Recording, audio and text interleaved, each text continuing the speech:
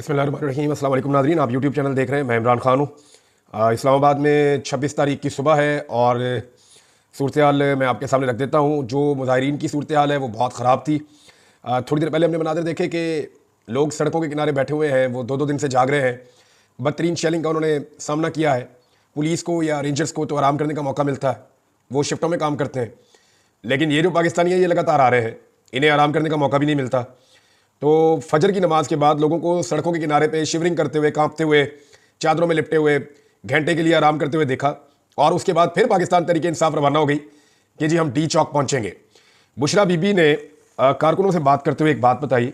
उन्होंने कहा कि मुझे इमरान खान ने यह कहा था कि अगर मेरी अपनी वीडियो भी आ जाए तो डी चौक के अलावा कहीं और नहीं जाना।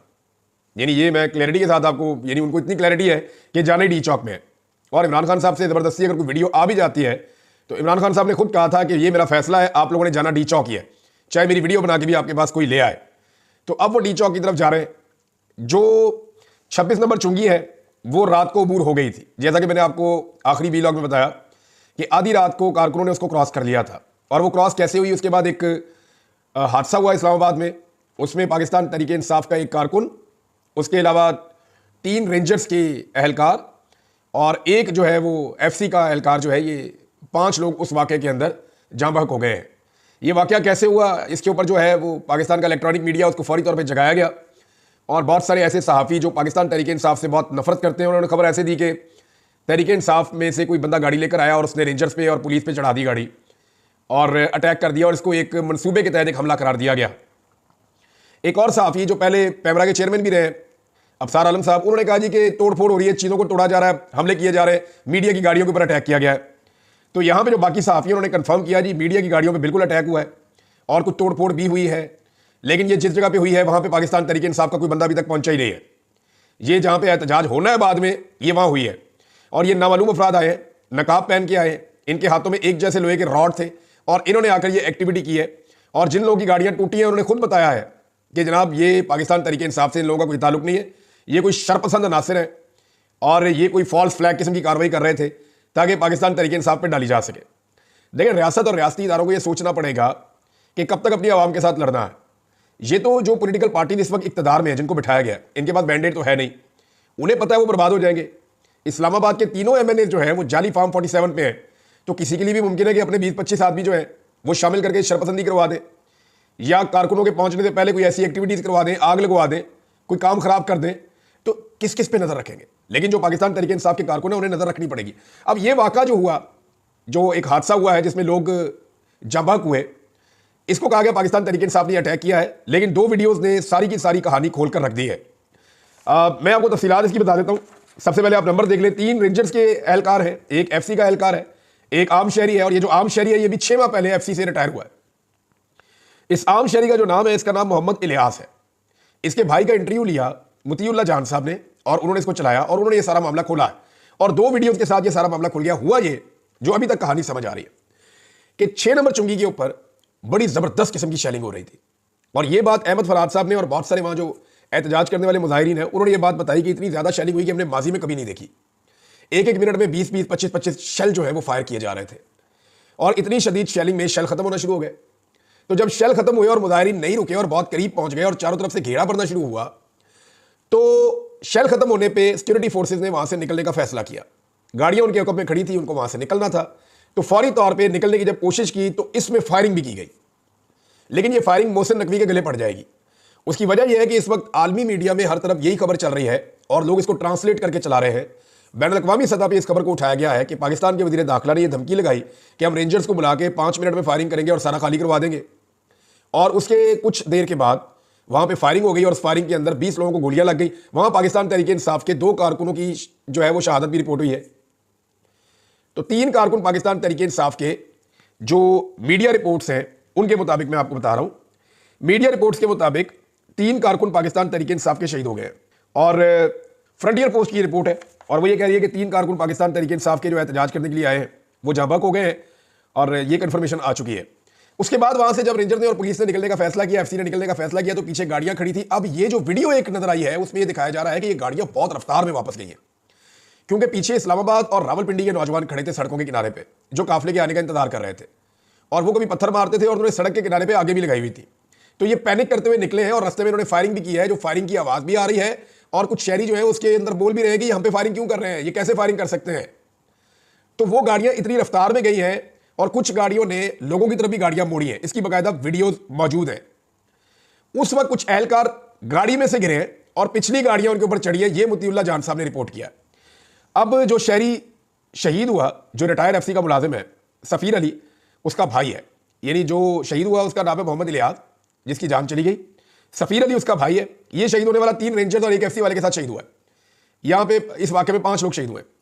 अब ये जो मोहम्मद इलियास है, इसका भाई सफीर अली कहता है जी मैं मौके पे मौजूद था, हम लोग सामने वाली तरफ खड़े होकर देख रहे थे कि क्या हो रहा है और हम पाकिस्तान तहरीक इंसाफ के एहतजाज को सपोर्ट कर रहे थे।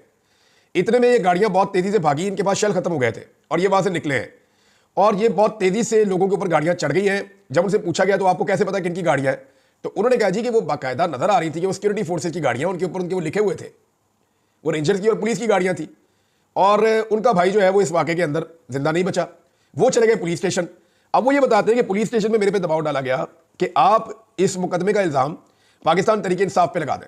यदि पुलिस ने मेरे पे बहुत दबाव डाला तो मैंने पुलिस से कहा जी मैंने खुद देखा, मेरे पास और भी गवाह है, सरकारी गाड़ियों के नीचे आके मेरा भाई जो है वो मरा है, तो मैं तो मुकदमा वहां पे करूंगा और मैं सही बात लिखवाऊंगा मुकदमे में, मेरा एक ही भाई था वो कह रहा है, तो मैं क्यों झूठ बोलूं। तो फिर पुलिस ने उसको वहां से निकाल दिया और ये कहा कि हम अपनी मुद्दईयत में मुकदमा खुद ही दर्ज कर लेंगे, हम तेरा मुकदमा दर्ज नहीं कर सकते। उसको धमकियां भी दी और उसको वहां से वो कहता है जी मुझे निकाल दिया। अब ये इंसिडेंट है जो एक बंदे के भाई ने भी बता दिया और वो वीडियोज भी उसको सपोर्ट कर रही है, तो है बड़ा अफसोसनाक वाकया, इंतहाई अफसोसनाक वाकया है, लेकिन इसको एक हादसा करार दिया जा रहा है। वैसे भी एक बात है कि जो लॉन्ग मार्च के साथ गाड़ियां आई हैं या पाकिस्तान तहरीक इंसाफ की अगर गाड़ियां हैं तो वो तो भी कंटेनर हटा रहे थे, वो तो भी बहुत पीछे थे और कंटेनर्स की इस तरह तो किसी की गाड़ी आ ही नहीं सकती थी उस वक्त। और जो कीड़ी की रफ्तार के साथ काफिला चल रहा है, बहुत स्लो स्लो स्लो स्लो आगे बढ़ रहा है, उसकी गाड़ी ऐसे 100 की रफ्तार पे इतनी तेज तो नहीं जाएगी ना, वो तो जा ही नहीं सकती और अकेली गाड़ी यहां तक आएगी क्यों। तो ये कॉमन सेंस की भी बात है, लेकिन ये बड़ा अनफॉर्चुनेट इंसिडेंट है, ये वाकया नहीं होना चाहिए था, इसको अवॉइड किया जा सकता था लेकिन नहीं किया गया। इमरान खान की बहनों ने और बुशरा बीबी ने बड़ा क्लियरली कहा कि हम जाएंगे डी चौक। इमरान खान साहब को मुख्तलिफ ऑप्शन पेश किए गए, गुज़िश्ता रात भी पेश किए गए, लेकिन इमरान खान साहब ने इस दबाव को बर्दाश्त किया। उनके अपने लोग भी उनके पास भेजे गए लेकिन इमरान खान साहब नहीं माने। अब डी चौक और मुजाहिरीन के बीच में आखिरी जगह पे 0 पॉइंट के आसपास की G10 का इलाका है। मुझे इस्लामाबाद के इलाकों में ज़्यादा नाम भी याद नहीं रहते, लेकिन G10 का इलाका है जहाँ पे रेंजर और पुलिस मौजूद है और वहाँ शदीद शेलिंग हो रही है। जो वहाँ से रिपोर्टर रिपोर्टिंग कर रहे हैं उनसे मेरी बात हुई और मैंने कुछ उनसे जो विजुअल्स आए वो मैंने देखे, तो यहाँ पे शदीद शेलिंग और रबड़ की बुलेट चल रही है और पाकिस्तान तहरीक इंसाफ के कारकुन इसके बावजूद थोड़ा थोड़ा आगे बढ़ते जा रहे हैं। अब ये लोग अगर इसी रफ्तार से आगे बढ़ते रहेंगे तो ये रुकावट क्रॉस करने के बाद ये स्ट्रेट अवे जाएंगे डी चौक में। इस्लामाबाद में आइन की दफ़ा को इस्तेमाल करते हुए फौज को तलब कर दिया गया है। 53 ब्रिगेड आपको पता है इस्लामाबाद में आती है हमेशा, तो उसको तलब किया गया। इससे पहले जब फौज तलब की गई थी तो SCO की कॉन्फ्रेंस हो रही थी, जिसे आप शंघाई ताउन तंजीम का इजलास कहते हैं। वो जब पाकिस्तान में हो रहा था, जब पहले गंडापुर आए थे लोगों को लेकर, उस वक्त तलब किया गया था। तो फौज के हवाले से कुछ लोगों ने यह कहा जी कि इस्लामाबाद को फौज के हवाले कर दिया गया है। अभी तक क्योंकि नोटिफिकेशन सामने नहीं आया, कुछ लोग ये कह रहे हैं जी फौज को रेड जोन में तैनात किया गया है या सिक्योरिटी की ड्यूटी के ऊपर लाया गया है। अभी कुछ कहा नहीं जा सकता। देखिए, अगर मुजाहिरीन को रोकने के लिए फौज को लाना होता तो मुजाहिरीन को फौज खैबर पख्तूनख्वा में ही रोक लेती। और दूसरी बात यह है कि लोगों को रोकने का मैकेनिज्म फौज के पास होता नहीं है। फौज के पास हथियार है, वो उससे मार सकते हैं, उनके पास डंडा वंडा नहीं होता, फौज के पास वाटर कैनन भी नहीं होता, फौज की आंसू गैस की शेलिंग करने की भी उनकी कैपेसिटी या उनकी ट्रेनिंग नहीं है। वो तो हथियार के साथ लड़ सकते हैं, या उनको रेस्क्यू करना आता है, सिक्योरिटी करनी आती है, या वो हथियार के साथ लड़ सकते हैं। तो वो एक प्रोफेशनल मिलिट्री है, वो इस काम के लिए नहीं है, इसलिए इससे पहले उनको कभी इस्तेमाल नहीं किया गया इस काम के लिए, रास्ते में भी नहीं किया गया। तो जहां तक मेरी अंडरस्टैंडिंग है वो ये है कि इस्लामाबाद में जो हसास इलाके हैं या इमारतें हैं या रेड जोन है, उसके तहफ़्फ़ुज़ के लिए गालिबन फौज को बुलाया गया है और वो उसका इंतजाम संभालेगी। पब्लिक के सामने फौज को मुझे नहीं लगता किया जाएगा। हालांकि ये इस हुकूमत की बड़ी ख्वाहिश हो सकती है, हुकूमत ये कोशिश कर सकती है, उनकी ये ख्वाहिश हो सकती है कि मुजाहिरीन को फौज के मद्दे मुकाबिल लाया जाए या फौज को मुजाहिरीन के मद्दे मुकाबिल लाया जाए, दोनों एक ही बात है। लेकिन ये माजी में कभी हुआ नहीं और ऐसी बेवकूफ़ी कभी किसी ने की नहीं। लेकिन इस हुकूमत से आप कोई भी तवक्को इसलिए कर सकते हैं कि इनका सारा कुछ ही दाव पे लगा हुआ है। यानी इनको इस बात का आइडिया है कि दोबारा इलेक्शन जीत कर नहीं आएंगे, कम से कम 2 टर्न्योर तक तो 1-2 टर्न्योर तक तो नहीं आ सकते, जितनी इन्होंने गंद मार दिया पाकिस्तान की आवाम के साथ। पंजाब के अंदर लोग अब इनसे नफरत कर रहे हैं जितना इन्होंने जुल्म और जबर कर दिया है। तो PMLN का तो सारा कुछ ही दाव के ऊपर लग गया है। बुशरा बीबी ने अपने मुंह से कहा, कुछ साजिशी लोग ये कह रहे हैं और पार्टी के अंदर भी ऐसे लोग हैं कि इस्लामाबाद के बाहर धरना दे देते हैं, इस्लामाबाद से बाहर बैठ जाते हैं, इंतजार करते हैं। लेकिन बुशरा बीबी ने इस आइडिया को रद्द किया है, वो डी चौक में ही जाना चाहती है। उसका एक बड़ा सिग्निफिकेंस है। सबसे मेन चीज ये है कि इसको एक जिद के तौर पर बनाया गया डी चौक को। इस वक्त का जो पूरा निजाम है वो ये कह रहा है डी चौक में हम नहीं आने देंगे। इमरान खान ने जेल में बैठ के कहा कि डी चौक में हमने पहुंचना है। अब निजाम ने जिद लगाई हुई है कि जेल में बैठा हुआ एक आदमी, उसकी क्या औकात है कि वो कहे और सारे लोग डी चौक पे पहुंच जाए। तो डी चौक की एक सिंबॉलिक हैसियत बहुत बड़ी है। अगर पाकिस्तान तहरीक इंसाफ के कारकुन डी चौक पे पहुंचते हैं और वहां पे इकट्ठे हो जाते हैं तो इसका मतलब है पूरा पाकिस्तान फिर निकलेगा, लोगों का हौसला बुलंद हो जाएगा, लोगों की जरूरत बढ़ जाएगी, लोग फिर चैलेंज करके निकलेंगे और बाकी लोग भी आएंगे। इस वक्त जो सूरत हाल है पंजाब की वो मैं आपको बता देता हूं। पंजाब से आने वाले काफिले अभी भी रास्ते में है, मजीद लोग भी निकल रहे हैं। इस्लामाबाद को टच किया है कुछ काफिलों ने, और ये जो तादादम लोग आ रहे हैं पंजाब से ये भी इस एहतजाज का अब हिस्सा बन जाएंगे। रात को पंजाब के काफिले मुख्तलिफ जगहों पर रुके थे, अब वो आगे बढ़ रहे हैं और आहिस्ता आहिस्ता पंजाब के शहरी भी इस एहतजाज का हिस्सा बनते जा रहे हैं। मुझे लगता है ये टेस्ट मैच है, ये भी चलेगा।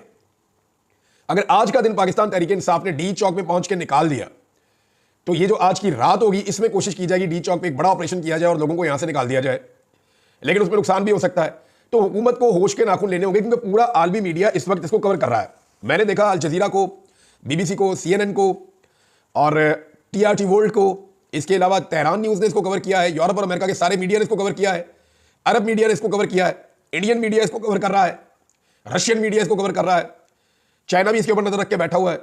तो ये आलमी सतह की खबर बन रही है। ये कोई नॉर्मल वाकया नहीं है कि कर्फ्यू जैसी सिचुएशन में लोग निकले और निकलकर अपने हदफ तक पहुंचे।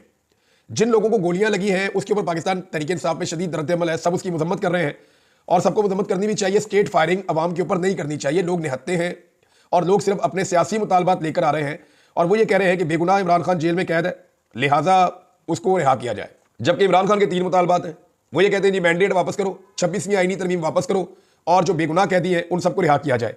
अलीमा खान ने कहा कि जी सिर्फ इमरान खान को नहीं, हमने बाकी सारे बेगुनाह कैदी जितने भी हैं उन सबको भी रिहा करवाना है और उनको रिहाई करवाए बगैर हम वापस नहीं जाएंगे। और एक बात जो पाकिस्तान तहरीक इंसाफ अब कह रही है और बार बार कह रही है कि अगर अब मुज़ाकरात होंगे तो इमरान खान की रिहाई के बाद होंगे। अब आज के दिन में इमरान खान साहब के रावलपिंडी वाला केस लगा हुआ है, अगर वहां पर इमरान खान साहब का मजीद रिमांड नहीं होता तो फिर आप चीज़ों को समझना शुरू करेंगे आप किस तरफ जाएंगी। और कल जो है वो लाहौर में इमरान खान साहब की 8 केसेस में जमानत लगी हुई है। अगर वहां पे इमरान खान साहब की बेल हो जाती है तो फिर आपको आइडिया हो जाना चाहिए कि निजाम ये समझ गया है कि इस आदमी को मजीद अंदर रखना निजाम के बस की बात नहीं है। यानी अगर ये एहतजाज ना होता तो मैं आई एम 100% श्योर कि पाकिस्तान तहरीक इंसाफ इस लेवल का एहतजाज ना करती तो कभी भी ये निजाम इमरान खान को जेल से बाहर नहीं आने देता। वजह यह है कि इस निजाम को इमरान खान के जेल से बाहर आने की सूरत में एक बहुत बड़ी शिकस्त नजर आ रही है जो इनके सर्वाइवल के लिए भी मुश्किल हो सकता है। लिहाजा इमरान खान साहब के बाहर आने का ये जो रास्ता है ये पाकिस्तान तहरीक इंसाफ की एक तरह से मजबूरी भी है। अब नाज़रीन इस वक्त जहां शेलिंग हो रही है G10 पे, वहां सूरत हाल ये है कि थोड़ी देर पहले मीडिया ने रिपोर्ट किया कि हवा पुलिस की तरफ हो गई है और ये जितने शेल फेंकते हैं वो पाकिस्तान तहरीक इंसाफ को जितना डैमेज कर रहे हैं उतना ही पुलिस को भी कर रहे हैं क्योंकि बहुत तेजी से शेल्स का धुआं पुलिस की तरफ आ रहा है। रिपोर्टर जो इसको रिपोर्ट कर रहे थे उनकी भी हालत खराब थी। G11 G10 ये इलाके क्रॉस होते चले जा रहे हैं। IG और जो पुलिस है वो अपने पुलिस वालों को बार बार बुला रहे हैं कि आगे आओ, आकर मुकाबला करो, लेकिन पुलिस की हिम्मत अब दम तोड़ गई है। रेंजर जो है वो भी अब तकरीबन शेल खत्म होने के बाद से लेकर अब तक जो सिचुएशन है वहां पे वो कितना मुकाबला करेगी। कारकुनों का मुकाबला नामुमकिन होता चला जा रहा है। फौज को तलब किया गया है जो कभी भी अवाम का मुकाबला नहीं करती, अवाम के मद्दे मुकाबले अपने आप को लाकर सामने खड़ा नहीं करती। वो सिर्फ शर्त पसंदों के लिए या हसास मुकामात की हिफाजत के लिए वो इस काम के लिए इस्तेमाल होती है। अभी मैं कुछ कह नहीं सकता कि ये क्या करेंगे, लेकिन एक्चुअली वो इसी काम के लिए इस्तेमाल होती है। नाज़रीन अमेरिका से ज़ुल्म खरीदाद का एक और स्टेटमेंट आया। ये ट्रंप की टीम का हिस्सा है और ट्रंप के साथी हैं। वो ये कह रहे हैं कि shooting civilians for peacefully expressing there will disgraceful. वो मजम्मत कर रहे हैं जी कि जो ये फायरिंग की गई है सिविलियंस के ऊपर जो अपने एहतजाज कर रहे हैं अपने हकूक़ के लिए, ये ठीक नहीं है। और साथ ही उन्होंने जो कहा कि पाकिस्तानी मिलिट्री को उन्होंने मुखातिब करते हुए कहा कि जनाब इनका कोड ऑफ ऑनर जो है should not allow such violence against their own people, यानी लोगों के खिलाफ इस किस्म का पुरतशद्दुद मामला नहीं होना चाहिए। तो इससे आपको पता चलता है कि जो मौजूदा ट्रंप एडमिनिस्ट्रेशन आने वाली है अमेरिका में हुकूमत में, उनके दिमाग में क्या चल रहा है और वो इस सारे एपिसोड को कैसे देखते हैं। अब वो इसको देख रहे हैं इस अंदाज में कि जैसे पाकिस्तान के अंदर it's not between the government and the people, वो इसको मिलिट्री एस्टेब्लिशमेंट और अवाम के बीच की कोई चीज़ समझ रहे हैं या पॉलिटिकल पार्टी के बीच की कोई चीज़ समझ रहे हैं। तो ये उनकी अंडरस्टैंडिंग इस तरफ जा रही है। अब यहाँ पाकिस्तान में कुछ बड़े अहम फैसले अब करने होंगे, वरना आने वाला वक्त बड़ा मुश्किल होता जाएगा पाकिस्तान के लिए। अब तक के लिए इतने, अपना ख्याल रखिएगा, अपने इस चैनल का भी। अल्लाह हाफ़िज़।